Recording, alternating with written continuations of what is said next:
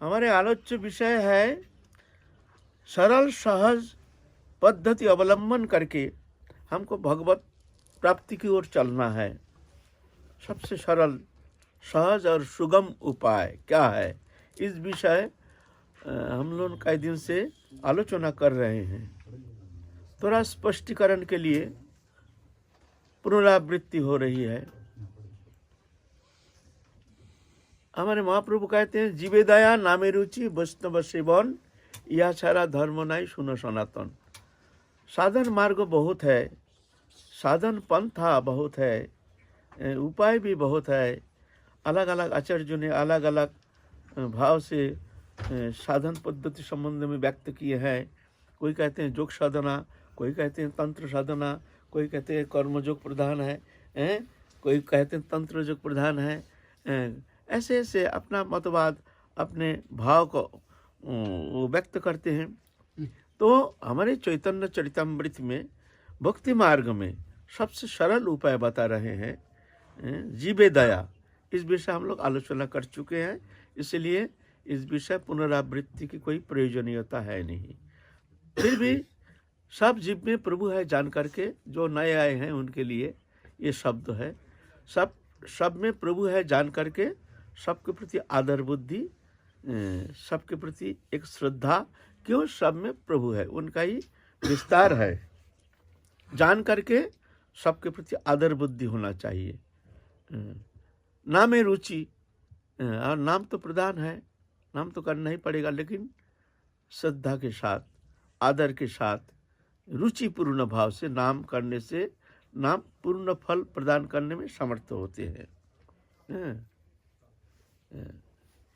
नाम तो हम लोग करते हैं, लेकिन नाम करते हैं एक यांत्रिक यंत्रवत कर रहे हैं, उसमें ना रुचि है ना अनुप्रवेश है।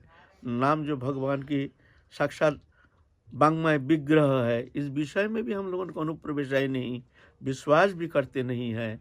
जो विश्वास करते हुए भी ठीक ठीक धारणा नहीं होती है ना। तो नाम रुचि के साथ,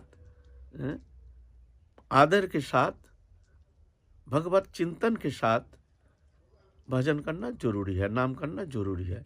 एक है सासंग भजन, एक है अनासंग भजन। जैसे नाम करते हैं, नाम के प्रति उतना ध्यान नहीं है, चल रहे हैं रास्ते में माला ठकठका रहे हैं, दुनिया की चिंता कर रहे हैं, इधर उधर देख रहे हैं, माला भी चल रही है। ये जो है ये वृथा नहीं जाएगी, लेकिन समय लग जाएगा, बहुत बहुत समय लग जाएगा हमारे लक्ष्य स्थल पर पहुंचने के लिए। इसको कहते हैं अनासंग भजन। ये भजन में हमारे लक्ष्य स्थल पर, हमारे निर्देशित स्थल पर पहुंचना बहुत समय लग जाएगा, ना जाने कितना जन्म लग जाएगा। और सासंग भजन है भगवान के नाम रूप गुण लीला चिंतन के साथ। अगर ऐसे नाम रूप गुण चिंतन नहीं होती है, तो कम से कम नाम के तरफ ध्यान रख करके बड़े आदर के साथ नाम ग्रहण करना चाहिए। इसको कहते हैं सासंग भजन।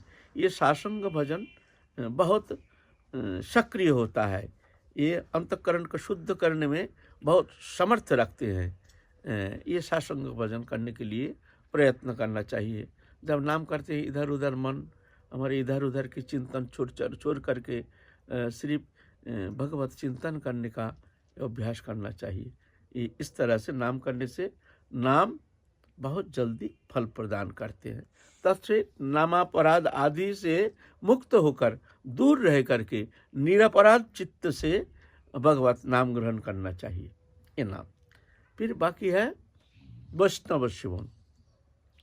ये भगवान कहते हैं, देखो ये साधु सेवा जो है, वैष्णव सेवा जो है, साधु बोलने से यह विरक्त जंगल के साधु ही साधु नहीं है, गृहस्थ में भी बहुत अच्छे अच्छे संत हैं। साधु तो कोई पोशाक नहीं, हाँ पोशाक देख करके हम धारणा कर लेते हैं ये साधु है। जैसे एक पुलिस पोशाक पहने हुए हैं, हम धारणा कर लेते हैं ये समाज सेवी है, ये पुलिस है। तो ऐसे ही दाढ़ी है, जटा है, कंठी माला है, हाथ में माला है, जप माला है, तो हम धारणा कर लेते हैं नहीं ये साधु है, इनमें समस्त सद्गुण से ये अलंकृत है, ये धारणा करके हम उनको श्रद्धा करते हैं। इसका मतलब ये नहीं जो गृहस्थ में रह करके जो ऐसे वैष्णवीय चिन्ह धारण नहीं करते हैं, लेकिन ऐसे ऐसे बड़े बड़े साधु भी हैं, इसलिए बड़े सावधानी से साधु सेवा करनी चाहिए। ठीक है, और ये निर्विशेष श्रद्धा होनी चाहिए, निर्विशेष श्रद्धा। एक दिन हमारे यहाँ एक भक्त के साथ, वैष्णव के साथ एक गृहस्थी भक्त आए हैं हमारे पास। कोई आश्रमिक चिन्ह है नहीं, गले में तो कंटिया है, लेकिन और कोई चिन्ह है नहीं, माला जप माला पप माला कुछ नहीं है। तो वो हमारे सामने जब बैठते हैं, देखते हैं हमारा अंतःकरण बहुत अच्छा लगता है, स्वच्छ लगता है, जैसे अंतःकरण बहुत निर्मल हो गया है। नाम भी बहुत सुंदर चलता रहता है, भगवान के नाम। हम सोचते हैं ऐसे ही होगा, ये ऐसी बात कोई है ही नहीं, लेकिन वो जब भी हमारे पास बैठता है तो हमको ऐसी स्थिति होती है। तो हमने उनको देखते हैं तो भाई ये तो कोई आश्रमिक चिन्ह नहीं है, लेकिन जब ये हमारे बगल में बैठते हैं तो हमको ऐसे नाम की स्फूर्ति होती है और अंतःकरण भी बहुत निर्मल होता है। जरूर ये व्यक्ति साधारण नहीं है, हम इसको गृहस्थी समझ रहे हैं, शायद ऐसे नहीं भी हो सकता है। अति साधारण पोशाक, पुराना मैला कुचला एक कपड़ा पहना हुआ ऐसे। रात को हम गर्मी के मौसम छत पे सोए हैं और वो व्यक्ति सारी रात जाग करके घूम घूम करके नाम करता रहा, सारी रात सोया नहीं, सारी रात। हम तो सो रहे हैं और वो व्यक्ति सारी रात जाग करके नाम कर रहे हैं, नाम की गुंजन। हमने चकित हो गया, देखो कैसे तुम पहचानोगे कौन साधु है, कौन कैसे है। पीछे उनसे परिचय हुआ, वो एक बड़ा इंजीनियर था, फर्स्ट क्लास इंजीनियर, और विदेश में भी इंजीनियरिंग करके आए हैं, विदेश में भी नौकरी भी करके आए हैं, बड़े हाईली क्वालिफाइड। लेकिन देख करके पता नहीं चलेगा, मालूम होगा ऐसे साधारण। कैसे पहचानोगे कौन कैसे है, किसमें प्रभु कैसे लीला कर रहे हैं? ये तो बहुत समस्या की बात है ना। हम लोग तो चेहरा देख करके कुछ धारणा कर बैठते हैं, वास्तव में ऐसा नहीं है। ये संसार ऐसा नहीं है, सब में प्रभु है, ना जाने किस घट में प्रभु कैसे निवास कर रहे हैं। ये ऐसे इसीलिए तुमको अगर भजन करना है तो ये धारणा निश्चित करना चाहिए, मन में बैठा लो। जगत में जिसको भी हम देख रहे हैं ये सब हमसे श्रेष्ठ है, सब में प्रभु है, हमारे प्रणम्य है, बस और कुछ देखना है ही नहीं हमको। अगर ऐसे तुम हो सकते हो, बहुत जल्दी तुम भगवत चरण सान्निध्य प्राप्त करने में समर्थ हो सकते हो, निस्संदेह, कोई संदेह नहीं। हम लोगों का अपराध हो जाता है यहीं पर, साधारणीकरण कर बैठते हैं। अरे दूसरे के बाद छोड़ दो साधारण, ये साधु संत जो है उनमें ही हम साधारणीकरण कर बैठते हैं। ये तो ऐसा है, ये तो ऐसा है, ये तो घूमता फिरता है, ये तो ऐसा नहीं है। साधु चिन्ह, साधु पहचान करना बहुत कठिन बात है। गृहस्थ में भी अच्छे अच्छे संत हैं, अच्छे अच्छे साधु निवास करते हैं। फिर जाति का तो कोई सवाल ही नहीं। ये जात तो शरीर धर्मी है, आत्मधर्मी थोड़ी है। ब्राह्मण, क्षत्रिय, वैश्य, शूद्र, ये चार वर्ण जो है ये गुणानुसार भगवान ने सृष्टि किए हैं। चतुर्वर्ण माया सृष्टं गुण कर्म विभागसो, जन्म से नहीं गुण से ये चतुर्वर्ण भगवान सृष्टि किए हैं। जिसके अंदर जो गुण है, गुण के आधार पर भगवान ने इस तरह से सृष्टि किया है समाज मंगल के लिए। जिसके अंदर जो गुण होता है, गुण के आधार पर उनको अगर वो कर्म दिया जाता है तो वो कर्म अच्छा संपादन होता है ना।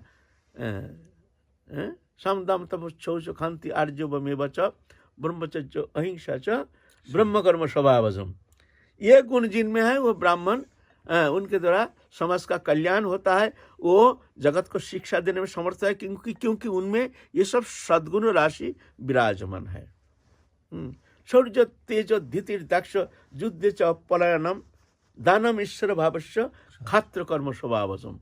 क्षत्रिय है, रणभूमि में पीठ मोड़ते नहीं है, शौर्य वीर्य तेज, अगर ऐसे नहीं होता है तो रणभूमि में तो मुश्किल हो जाएगा, तो भागेगा, तो उसके द्वारा तो होगा नहीं, युद्ध क्रिया तो संभव नहीं है। तो ये जिसमें जो गुण है, गुण के आधार पर विभाजन किए हैं। कृषि गोरक्षा वाणिज्यम जो वैश्य कर्म स्वभावजम, कृषि कर्म आदि में निपुण है वो वैश्य है। फिर चतुर्वर्ण शूद्र कर्म स्वभावजम, बोलो ना। कृषि गौरक्ष वाणिज्यम वैश्य कर्म स्वभावजम परिचर्यात्मक कर्म शूद्रस्य भी स्वभावजम। शूद्र के यह है, इस आधार पर समाज का विभाजन किए हैं। तो ऐसे नहीं जो ऊंची जाति है उनके लिए ही सब भजन, उनके लिए ही संभव, ऐसी बात है नहीं। शास्त्र में ऐसे कहीं ऐसे स्वीकृति है नहीं। और ऐसे ही जो ऊंची वर्ण के होते हैं वही भगवान के प्रिय पात्र होते हैं, ऐसे भी कहीं कोई हमारे सनातन धर्म में कहीं ऐसे कोई लिखी हुई है नहीं, है ना। विप्राण दिशर गुण अरविंद नाभ पदारविंद विमुखात सपचंग वरिष्ठम। विप्राण द्वादश गुण संपन्न ब्राह्मण जो है वो अगर भगवत बहिर्मुख होता है, उससे चंडाल भी अगर भगवत भक्त होते हैं, वो श्रेष्ठ है, वो श्रेष्ठ है, भगवान वो श्रेष्ठ कहते हैं, है ना। यहाँ गुण से नहीं, भक्ति की ही श्रेष्ठता। तो जाति से कुछ नहीं होता है, जाति से कुछ नहीं होता। जाति शरीर धर्मी है, आत्मधर्मी नहीं है। आत्मा से सभी भगवान का है, सभी बराबर है। अहम आत्मा गुराकेश सर्वभूत सह स्थिता, सबके भीतर आत्मा रूप में मैं ही निवास कर रहा हूँ, है ना। तो इसलिए ये जाति की श्रेष्ठता है नहीं। यहाँ तो शास्त्र में, पुराण में इसका कोई श्रेष्ठता, हाँ, अगर उच्च कुल में जन्म लेकर के हरिभक्त होते हैं तो वो तो श्रेष्ठ है, वो तो सबसे ज़्यादा ही पूजनीय है, आदरणीय है, ये तो होना चाहिए। लेकिन ऐसा नहीं, नीच कुल में जो जन्म लिया है वो भगवत भक्त नहीं है, वो आदरणीय है, ऐसा शास्त्र में से स्वीकृति है नहीं।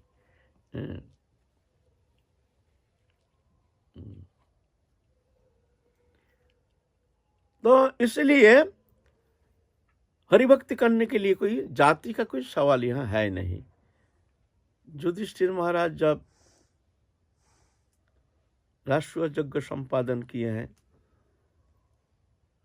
समस्त भारत के समस्त साधु संत जो जहाँ है सब निमंत्रित होके आए हैं। जो कोई ऐसे ना रहे जो निमंत्रित नहीं है, ऐसे नहीं होना चाहिए।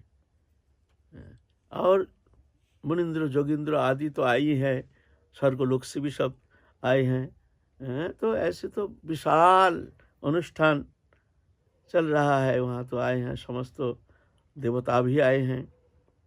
तो समस्त साधु संत सेवा होने का बाद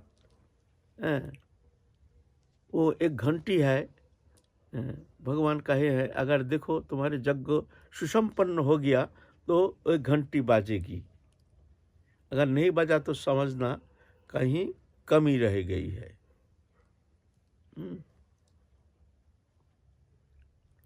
तो साधु सेवा समाप्त होने के बाद घंटी बाजी नहीं। पंच पांडव आदि सब बहुत चिंतित हो गए। कृष्ण को कहते हैं, कृष्ण बताओ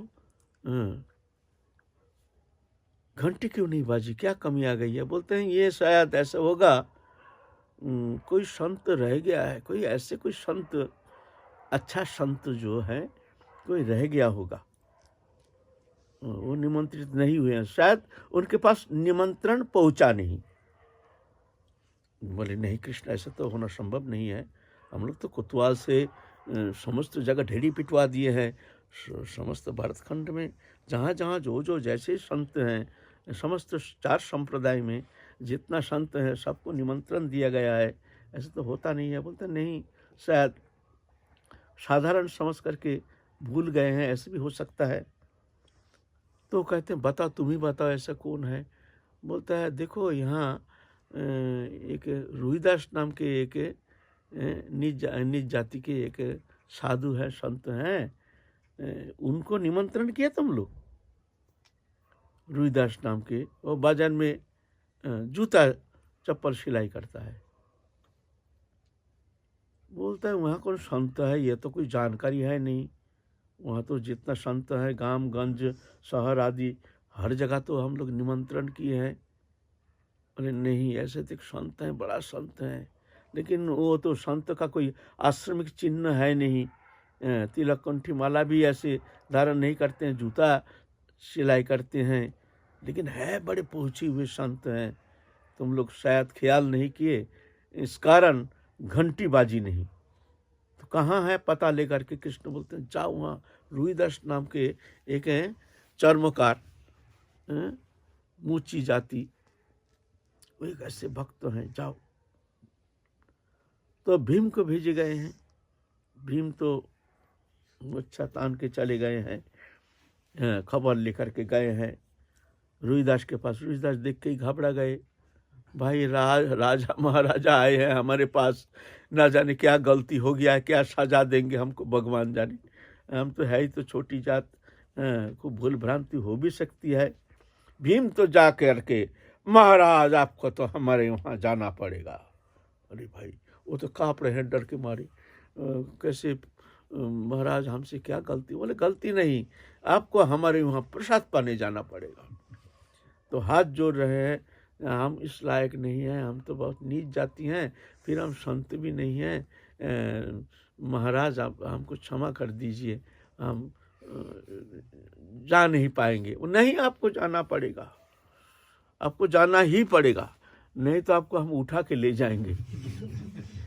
वो देखते वो भीम विशाल चेहरा और राजा है भाई, तो क्या करें। तो ठीक है आप कल आ जाना। बोला अच्छा महाराज आपका आदेश है तो हम आ जाएंगे। तो दूसरा दिन सब राज दरबार पे सब सुनिए हैं ऐसे कुछ संत आने वाले हैं, जो ना आने का कारण घंटीबाजी नहीं, बहुत बड़े संत होगा। सब तो ऐसे धारणा करके बैठे हैं।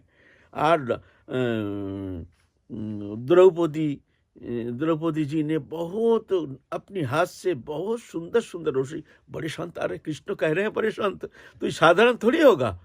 तो द्रौपदी ने अपने हाथ से आज संत सेवा होगी को बहुत प्रकार के बहुत बहुत राजकीय रसोई किए हैं। जहाँ संत आएंगे, एक संत आएंगे, महान संत हैं, उनको दर्शन करेंगे, दर्शन करके हम पवित्र हो जाएंगे, ऐसे भावना लेकर के उनकी सच्च भावना, संत के प्रति बहुत आदर बुद्धि। और वास्तव में संत सेवा के लिए सबसे बड़ी बात क्या है, बड़ी क्या वस्तु है, वह श्रद्धा और प्रेम।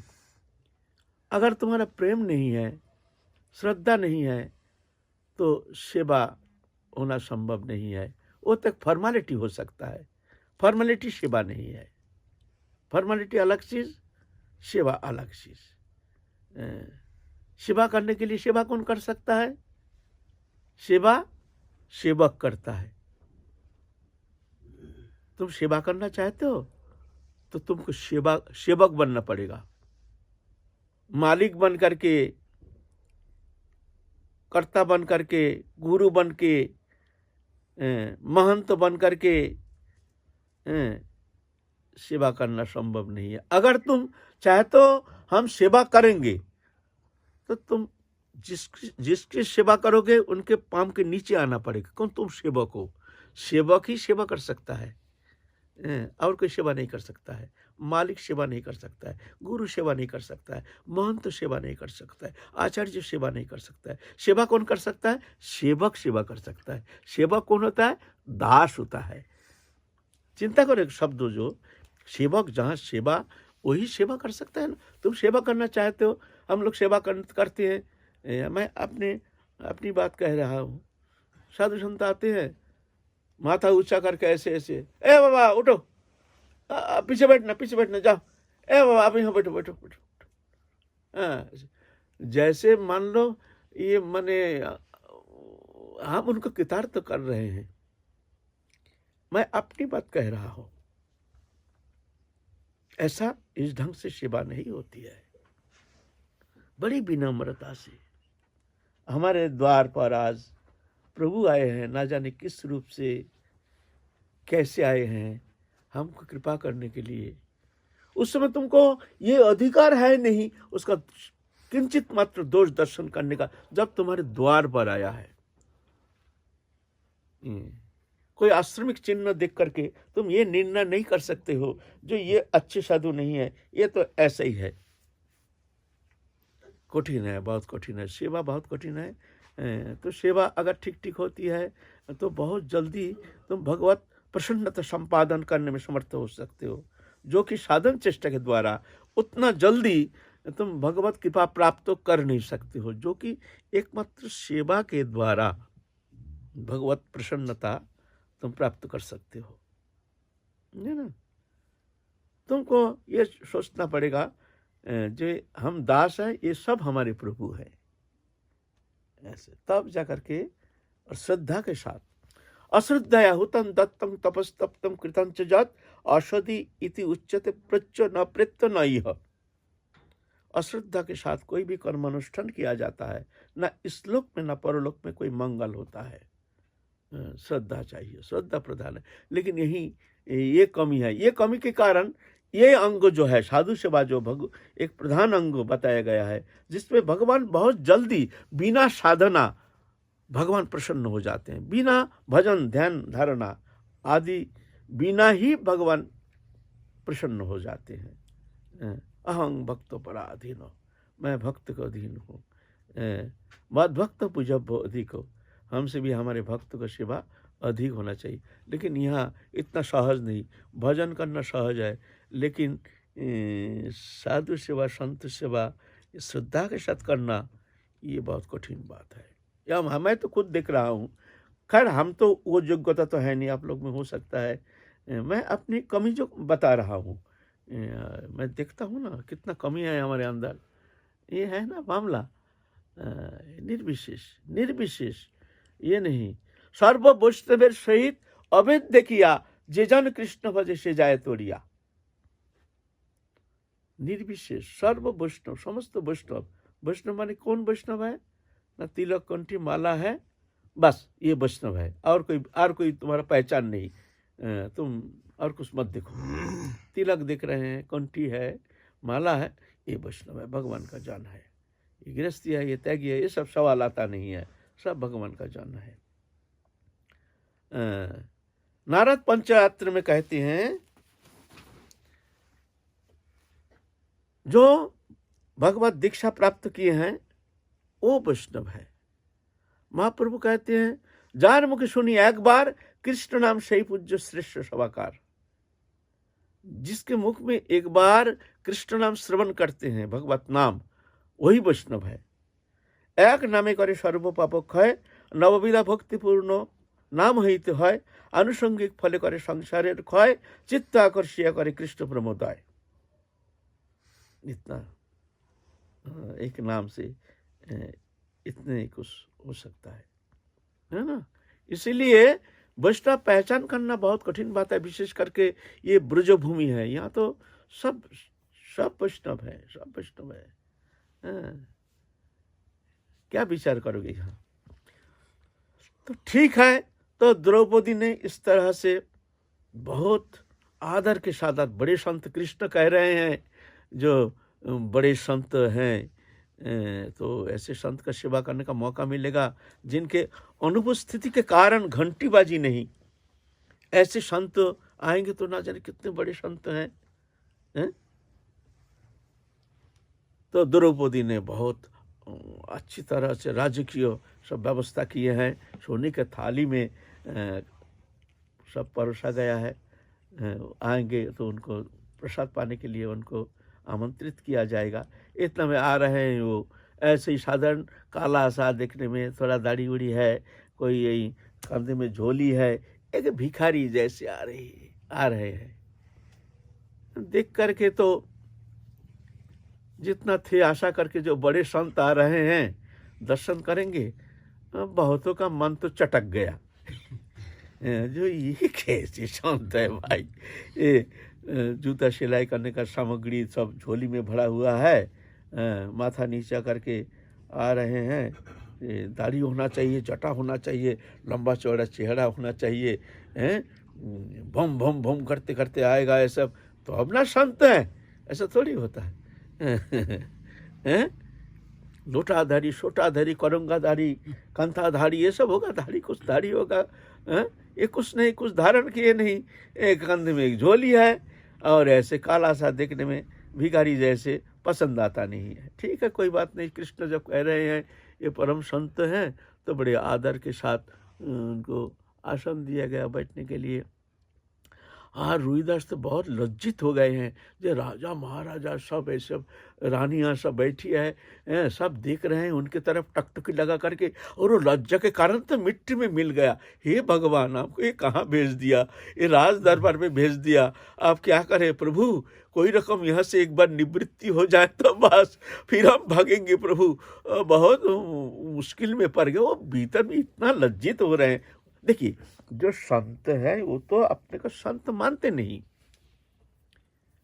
जो अपने को संत मानता है वो संत ही नहीं।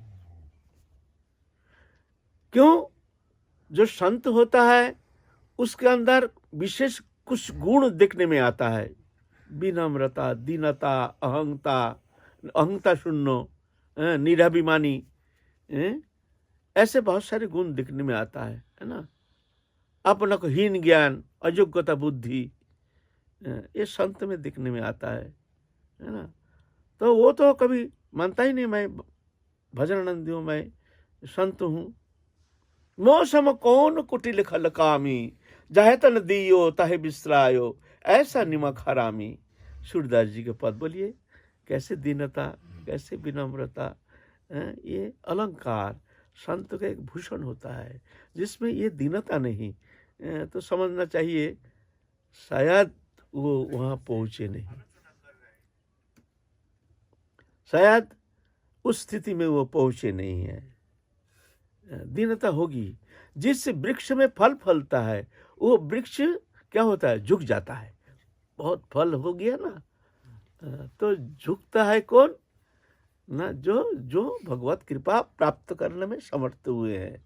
भक्ति देवी की कृपा, जिनके हृदय में भक्ति देवी विराजमाना है, वही झुक सकता है।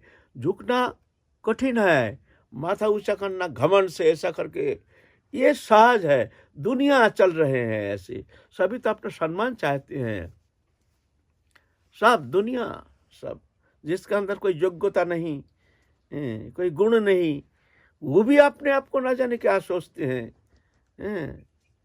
लेकिन जहाँ भक्ति है वहाँ विनम्रता, वहाँ दीनता, एक दीनता रूपी अलंकार से अलंकृत हो जाते हैं, भूषित होते हैं, शोभायमान होते हैं। यह है भक्त, सब निर्विशेष, सब एक सुंदर विनम्रता, कितना अच्छा लगता है। दीनता नहीं, विनम्रता नहीं, हम जैसे तो ऐसे ही संत है, ठीक है।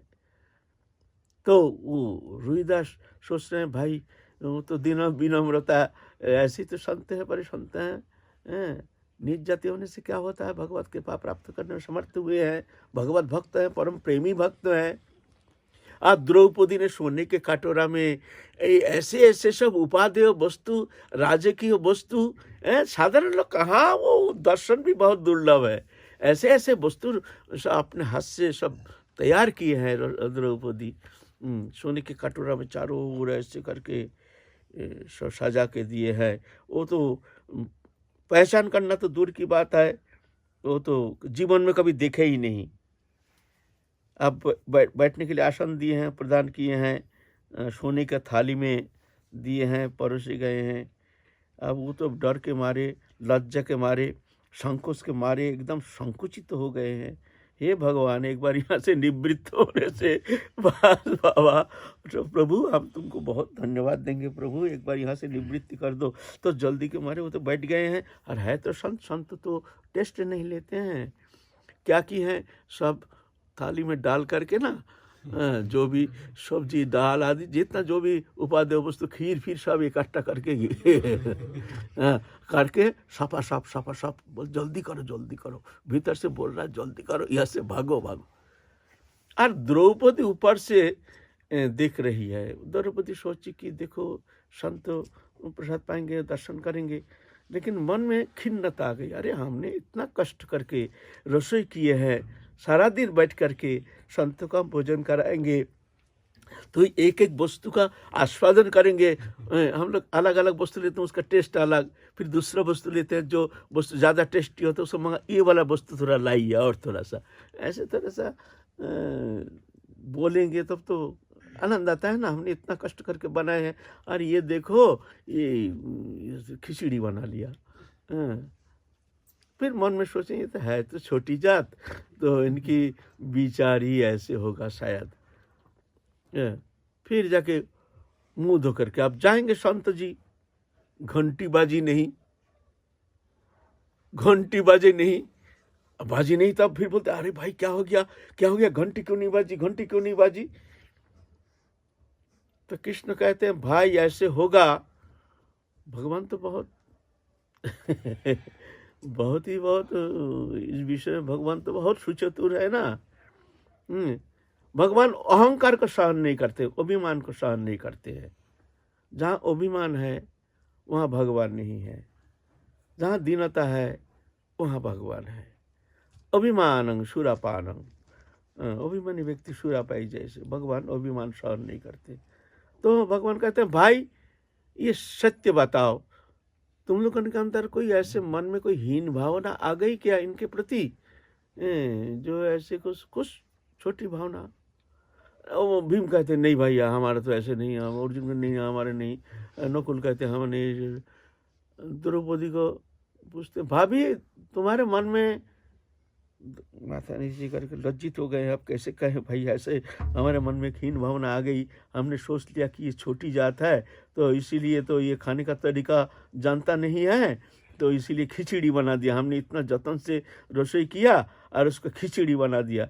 तो हमने मन में तो कह रहे हैं देखो कृष्ण क्या करें, मन में ऐसी भावना आ गई जो देखो ये छोटी जात है ना, ये तो खाए नहीं है, खाने का तरीका जानता नहीं है ना, तो शायद ऐसे ही होगा। बोलता है नहीं नहीं नहीं नहीं नहीं नहीं, बहुत अन्याय हो गया, जाओ क्षमा याचो ना करो, बहुत अन्याय हो गया। फिर जाके द्रौपदी जाकर के दंडवत प्रणाम करके क्षमा याचना करते हैं। फिर ढांग ढांग ढांग ढांग करके ये है संत सेवा है ना, यहाँ कोई जाति नहीं।